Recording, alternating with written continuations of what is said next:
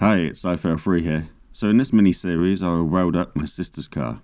In this episode I will remove and treat any bad rusted areas and make some panels ready for welding in. There's also going to be a few bonus tips included.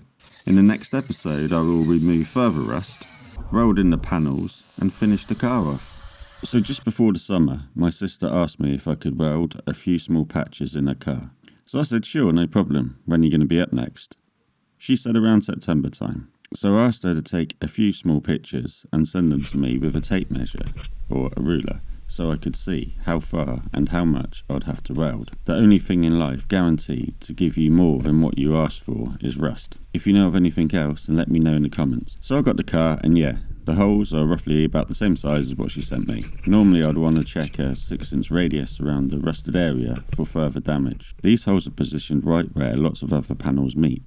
Just using a screwdriver here to have a little knock around to see what is rusty and what isn't. And around where the panels are spot welded, it's quite rusty in places too. I found that an old wood chisel is best at removing the factory seam sealant. Now you could use a wire brush on an angle grinder, but that would just make a ton of mess. So where I can, it's best just to ease it out with the chisel. It's probably a little bit more time consuming, but it's better than having loads of rubber particles flying around everywhere that you got to clean up later. You've got to be careful because the actual tray, that's this piece of metal that I'm referring to from now on in the video, is spot welded underneath a couple of tabs. So as you're digging down the chisel, you don't really want to be lifting them up or banging them around too much. So this panel helps hold on the bumper and the plastic mudguard cowling sort of thing, and I'll refer to that as the mudguard panel from now on in the video. This part is completely shot array. So tip number 1. Sometimes nuts and bolts round off, and I found having a rounded bolt and nut remover set is a lifesaver. You can also use them if you've got a screw with a Phillips or flathead in that's rounded out as well. They'll work on there as well at a pinch. Also using a pair of engineering pliers can help.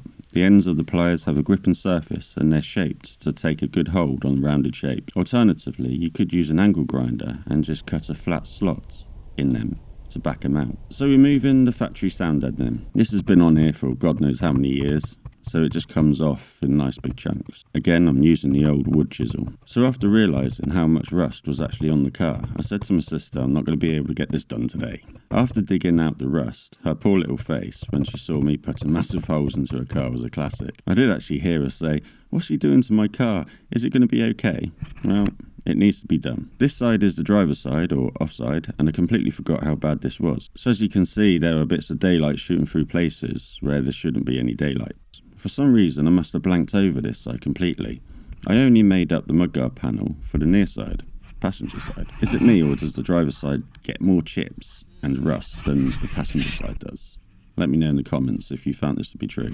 I explained to her it's going to need some new panels fabricating, and it's a bigger job than what I thought it was going to be. So I decided just to get rid of any loose rust and prep the car so it won't rust anymore. Take some measurements of the panels that I need to fabricate for it and do it sometime over Christmas. So here I'm just tapping away any loose rust and then going over it with a wire brush. I'll be using this stuff called Vactan. So all this is like a latex with a tannic acid, but I believe the acid is like from trees or something, and I'm sure there are probably more chemicals in it as well. This should convert the rust into ferric tannate. It's what gives it the blue and black finish. So I applied 2 layers of this. It recommends applying for a thickness of 40 microns, which is about 0.4 mil. Now, if I was going to leave it for any length of time, maybe 3 layers may have been better. I put a layer on, and just when it went tacky, about 10 minutes later, I put another layer on. By the time I did one side, working my way across the car, I could then come back and do the other side. It's kind of best to apply it in like a stabbing motion with the brush rather than just brushing it on. Once it dries, any rusty areas turns a deep dark bluey black colour. So here I am making the templates for the panels that I need to fabricate, and I'm just using some masking tape. Give like 5mm, 1/4 inch overlap. Go in one direction and then go diagonally in the other direction. Now this isn't going to be 100% accurate, obviously, because they might have a slight curvature to where like the 2 panels join. This is just going to give me a rough template size, and I'm going to then cut the plate a bit bigger than this. I've gone around all the high and low points and marked them off like you would sort of see in a map. I then stuck the template onto the back of some really thin card to make it a little bit more rigid. So where you've got like a plateau on the hillside, I've marked high and I've marked low on the rest. In between the two lines around it, I put some sort of shaded lines. I did mark where some of the places had holes in and where the screws will go and the bolts be welded on. Things sort of change and move a bit, and the holes are not going to be anywhere where you sort of originally put them in the first place. Not unless you're a pro anyway. Here I'm just doing the same as what I did on the top part of the tray, just marking around. I did try to use a contour gauge profile tool, but it really wasn't beneficial. The curvature of this piece I could shape by hand or hold it in place whilst I'm welding it. And like here, I originally marked a welded nut, but like I say, chances are that the whole thing's going to move, so I decided to weld, well at the time I decided to weld them in whilst they were in place. In the end I didn't actually do it. This little bit here I went a little bit too short and marked where I wanted to add some more material when I came to make the template. So here I've got like a rolled seam, and so I've added markings on there to show that and where it goes. This will add strength to the part along with the stamped shapes. I've also marked the templates as top and bottom where they are on the vehicle, but you could also mark like front and back if you really wanted to. So obviously, because I needed to make these panels and I didn't have time to do it there and then before she was going to go back, I needed to fill the holes as my sister still needed a car, and especially the boot. I had some UPVC sheeting laying around from a shower room fit out where I used to work. I saw these offcuts and inquired about them. I thought they might come in handy one day.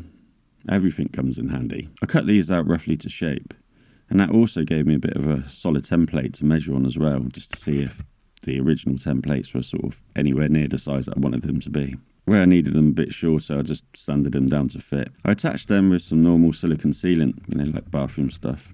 This isn't going to be like a long-term fix, but it hopefully should stop any ingress of water. And it's reasonably easy to remove later on when I come to do the car, like welding the bits in. So, making the forms. This is about 5mm plywood. That's from a bedside table, and it's good quality plywood as well. It's going to take some abuse when I'm hitting it with a hammer, so I don't know whether MDF or anything would work. I marked out the templates and we'll call these the forms. This is what the metal is going to be formed around. So like if you want the metal to go up by 2 centimetres, then you'll need to find something that's about 2 centimetres thick. I guess though there's going to be a limit to how much the metal will form around the form without thinning or splitting. And now I'm just transferring a little bit of information that I need for the layup. I cut out the pieces or the forms with a jigsaw and rounded the edges so they're not a direct 90-degree angle. It's just slightly smoothed over to allow the metal to roll over and not damage the form, like when I'm whacking it as well. See this little funky shape here? That was a bit of a nightmare.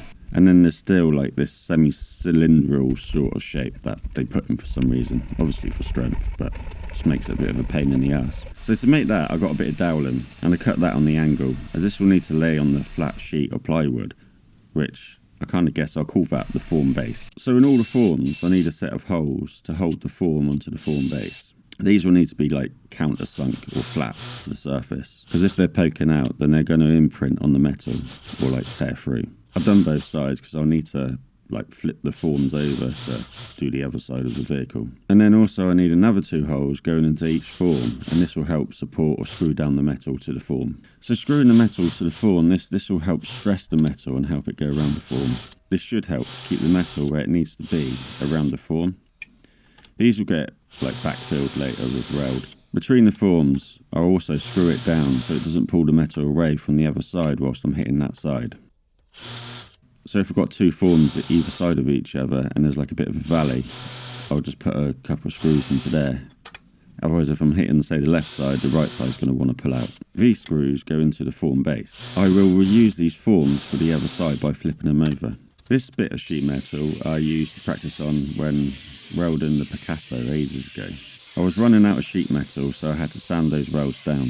Metal from White Appliances is also good steel for like car body repairs, and it's well painted. You can keep it stashed away and it's not going to rust on you. I roughly cut the sheet out from the template, and I've gone bigger than what the template is because then I'll have somewhere to screw down onto the form base. I got rid of any sharp edges that were made when using a jigsaw. Then I used a flappy disc just to get rid of some of those old weld beads. I've wanted to get some of these blue paint remover grinder discs for ages, and I finally bit the bullet and bought some. They're well worth their weight in gold. I took loads of paint off with them, and yeah, I'll put a link to them in the description. They look like they'll last forever. and there doesn't seem to be a lot of wear on them. They also remove paint without moving too much steel, and when you're like dealing with 0.9, 0.8 mil thickness of steel, you don't want to be removing any more steel than you have to. And that makes these ideal for car body paint removal. So this is the form base. I'm going to screw the forms onto it. I'm going to start with the mudguard panel, as this is the smallest and easier piece. I've never done this before, so I just wanted to see how well it forms around the forms. I'll start by screwing the form into the middle of the form base, making sure that the screws are flat down. I'm going to lay the steel panel out on my template above, whilst lining it up with the form underneath. I've made a mental note from where the screws from the forms go to the form back, and aiming to miss these. I'm just going to mark some holes roughly, and then remove the template, and then screw everything down.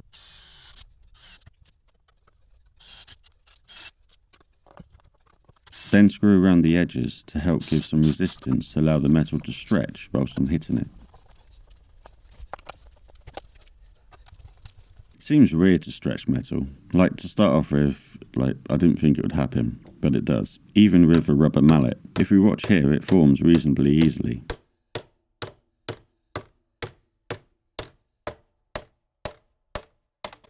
And then I'm going to speed this up because you don't want to see me hitting this God knows how many times.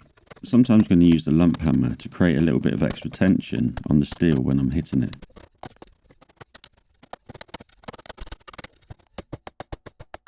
You can see it's starting to take shape now.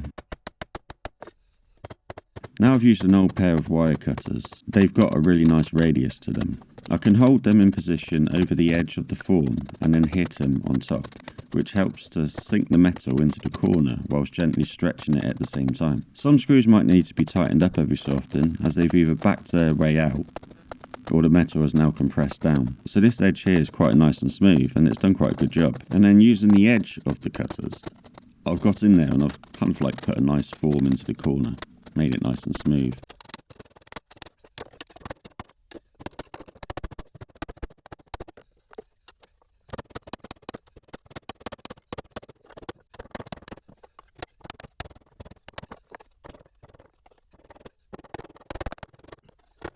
I also used a planishing hammer just to help get in there as well. This was a killer being on my knees all this time. If I had a sturdy work surface, it would have made life so much easier. You can see it's coming along. It's not the best in the world, but it's not like going to be an outer panel where it has to be smooth and perfect and everybody's going to see it. It's going to go under the car and it will only get muddy again.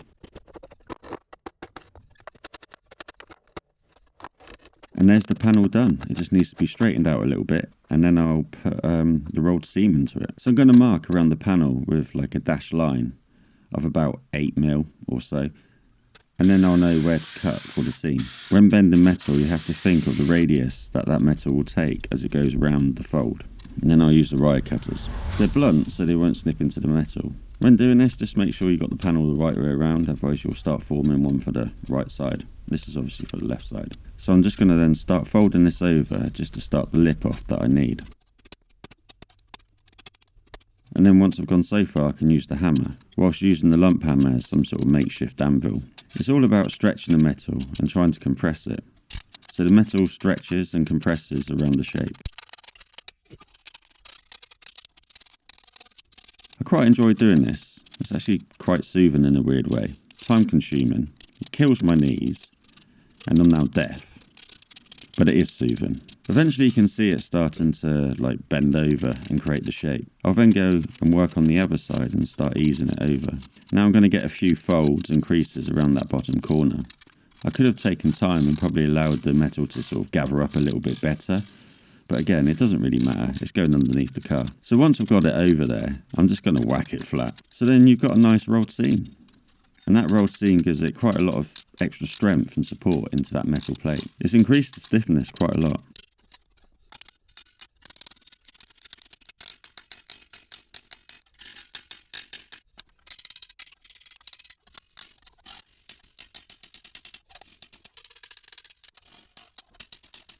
Now I'm going to be putting the forms on to make the tray. That's that little bit that had the holes in originally onto the form base. So I'm going to move the template out the way very carefully, reline the holes, and then screw the forms to the form base. It's the same process as previously when doing the mudguard plate. So when I go to drill the holes to attach the metal sheet to the forms, I'll know where to miss, or where to aim to miss those holes that had the form to the form base, if that makes sense. And then carefully remove the template and then go back over and screw these down. And this bit is a little bit more difficult because there's more than one of them and they are funky shaped. Now when I come to do the other side, I have to be careful that I don't use the holes that I've created for this side. I could use another bit of plywood as a form base, or better still, I should have used a permanent marker and marked the actual old holes. Now I'm just going to mark out where I want a few screws to go, where I think some compression will happen. And again, that's in these like valleys and stuff. And you see, just by putting in these screws, I'm starting to make a little bit of a shape in that metal. As with the edges, if I didn't have those screws in whilst I'm trying to hit the one side, the other side could start pulling away. So by doing this, you're separating the two hills from the valley with a little bit of tension in there from the screws.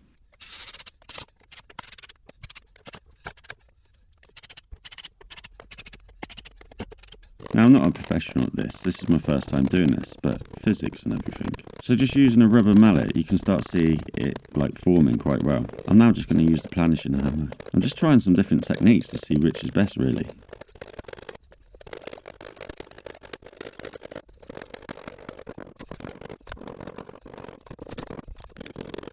Using those wire cutters definitely work well. You can put pressure on the points where you need them. So I've got two of these to make up, got to do the other side as well. And obviously I've got to flip over the forms and rearrange them.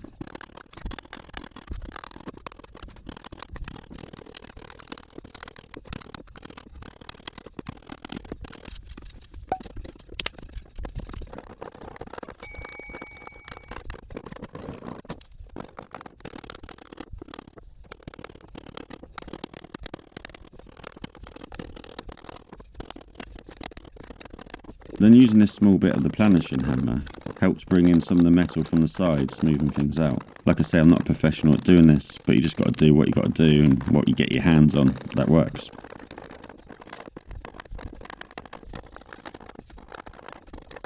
Another tool that I found was good is I used the blunt masonry chisel just to help get in any creases, and it seemed to work quite well. I was worried that I might go through and split the metal, but the metal just gave way a bit more and stretched. I definitely think if I carried on hammering it too much, or the chisel had a sharp point on it, it would have run through.